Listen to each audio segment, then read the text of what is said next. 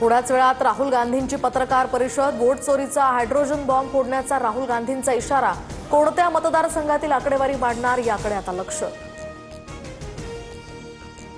राज्यात अतिवृष्टीमुळे झालेल्या नुकसानीचे पंचनामे झाले नाहीत। देवाभाऊंनी शेतकऱ्यांकडे लक्ष द्यावं। शिवरायांनी दुष्काळानंतरच्या पावसात सोन्याचा नांगर केला, त्याचा बोध घ्यावा। शरद पवारांचा फडणवीसांना सल्ला। राज्यातील 30 जिल्ह्यांमध्ये 17 लाख हेक्टरवरील पिकांचं नुकसान। नांदेड जिल्ह्याला सर्वाधिक फटका। अतिवृष्टीग्रस्त शेतकऱ्यांना सरकार तातडीनं मदत करणार। मुख्यमंत्री फडणवीसांचं आश्वासन। ठाकरे हाच ब्रँड, बाकीच्या सगळ्या ब्रँडीच्या बाटल्या। या बाटल्यांना नशा सुद्धा नाही, फक्त महाराष्ट्रासाठी विष आहेत। संजय राऊतांची सत्ताधाऱ्यांवर टीका। ठाकरे बंधू एकत्र येऊन मुंबईमध्ये सत्तेत आल्यास आनंदच। महाविकास आघाडी म्हणून सर्वच ठिकाणी एकत्र लढू असं नाही।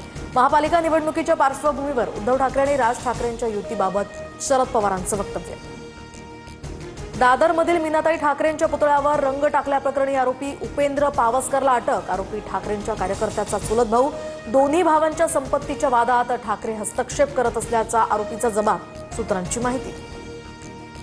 आरोपी उपेंद्र पावसकर संपत्तीच्या वादात न सतत श्रीधर पावसकर आणि आदित्य ठाकरेंविरोधात तक्रार करायचा। श्रीधर पावसकर बाळासाहेब ठाकरेंचे बॉडीगार्ड होते, तर उपेंद्र नावाच्या व्यक्तीला ओळखत नसल्याचा श्रीधर पावसकर यांच्या। छगन भुजबळ आज नागपूर दौऱ्यावर। भुजबळांच्या नेतृत्वात समता परिषद आणि ओबीसी नेत्यांची बैठक होणार।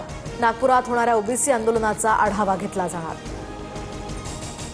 आशिया कप स्पर्धेमध्ये भारत पाकिस्तान पुन्हा भिडणार। रविवारी होणाऱ्या सामन्यात सुद्धा भारतीय खेळाडू हस्तांदोलन टाळण्याची शक्यता।